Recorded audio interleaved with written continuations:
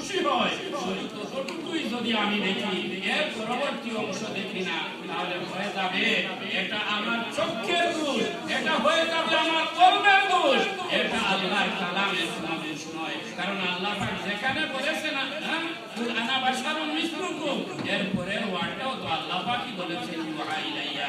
অতএব হাজিরিনে কেরাম, যার কাছে ওহী আসে তিনি যেমন তেমন সাধারণ লোক হতে পারেন না। আমি যদি আপনাদেরকে জিজ্ঞাসা করি, আজকের এই হল আমরা ফুল হয়ে আছি এত সব লোক, এখানে কি কার কাছে কখনো ওহী এসেছিল? কত জ্ঞানী গুণীজন এখানে বসে আছেন, সবাই নির্দ্বিধায় বলবেন না।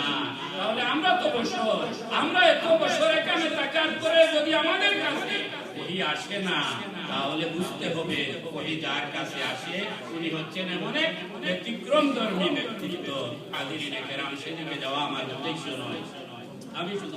আমি যে আয়াত পড়েছি, আয়াতকে সামনে নিয়ে আপনাদের সম্মুখে দু চারটা কথা বলে আমার কথা শেষ করব।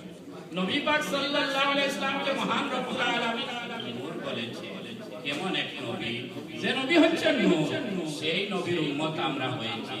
সেই নবীর উম্মত হওয়ার কারণে বৎসর ঘুরে যখন নবীর এই আগমনের মাস, আগমনের তারিখ আমাদের সম্মুখে ঘুরে আসে, আমরা সেই নবীকে নিয়ে আলোচনা মাহফিলের ব্যবস্থা করি, মিলাদ মাহফিলের ব্যবস্থা করি, আলোচনা মাহফিলের ব্যবস্থা করি। কেন? এর মধ্যে রয়েছে আমাদের ফায়দা, এর মধ্যে রয়েছে আমাদের ঈমানের মজবুতি, যা ইতিপূর্বে আমরা আমাদের বক্তাবিনদের জবান থেকে শুনেছি। নবী পাক সাল্লাল্লাহু আলাইহি ওয়াসাল্লাম কেমন নূর ছিলেন? হুজুর পাক সাল্লাল্লাহু আলাইহি ওয়াসাল্লামের খিদমতে হযরত জাবির রাদিয়াল্লাহু আনহু জিজ্ঞাসা করেছিলেন, ইয়া রাসূলুল্লাহ সাল্লাল্লাহু আলাইহি ওয়াসাল্লাম, আল্লাহ তাবারাকা ওয়া তাআলা সব যা কিছু সৃষ্টি করেছেন, এই সব কিছু সৃষ্টির মধ্যে সর্বপ্রথম কোন জিনিসটা সৃষ্টি করেছেন? নবী পাক সাল্লাল্লাহু আলাইহি ওয়াসাল্লাম হযরত জাবির রাদিয়াল্লাহু আনহু সেই প্রশ্নের জবাবে বলেছিলেন, ইয়া জাবির, ইন্নাল্লাহা খালাকা আবলাল আশিয়াই নূরা নাবিয়্যিকা মিন নূরি। হে জাবির, আল্লাহ তাবারাকা ওয়া তাআলা যা কিছু সৃষ্টি করেছেন, সব কিছু সৃষ্টির একেবারে সর্বপ্রথম সৃষ্টি করেছেন তার নূর থেকে তোমার নবী মুহাম্মদুর রাসূলুল্লাহ।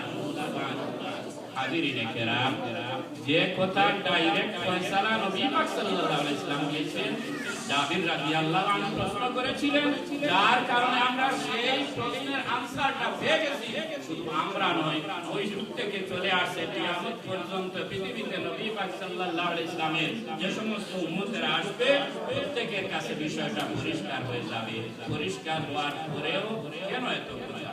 হুজুরে পাক সাল্লাল্লাহু আলাইহি ওয়াসাল্লাম জিবরিল আমিনকে জিজ্ঞাসা করেছিলেন, জিবরাইল, তোমার বয়স কত? জিবরাইল আলাইহিস সালাম সেদিন কি জবাব দিয়েছিলেন?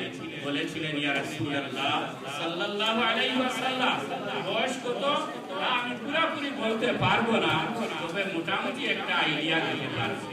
নবী পাক সাল্লাল্লাহু আলাইহি ওয়াসাল্লাম সেদিন জিজ্ঞাসা করেছিলেন, জিবরাইল, তোমার কাছে কি আইডিয়া রয়েছে? জিবরাইল আলাইহিস সালাতু ওয়াস সালাম বলেছিলেন, ইয়া রাসূলুল্লাহ সাল্লাল্লাহু আলাইহি ওয়াসাল্লাম, আমাকে যখন আল্লাহ তাবারাকা ওয়া তাআলা সৃষ্টি করেছিলেন, আমি আল্লাহর এই চতুর্থ আসমানের মধ্যে এমন একটা নূরের তারকা দেখেছিলাম। ফাকালা, ইয়া রাসূলুল্লাহ, লাস্তা আ'লামা গায়রা আন্না ফিল হিজাবির রাবি' নাজমান ইয়াতলাউ ফি কুল্লি ৭০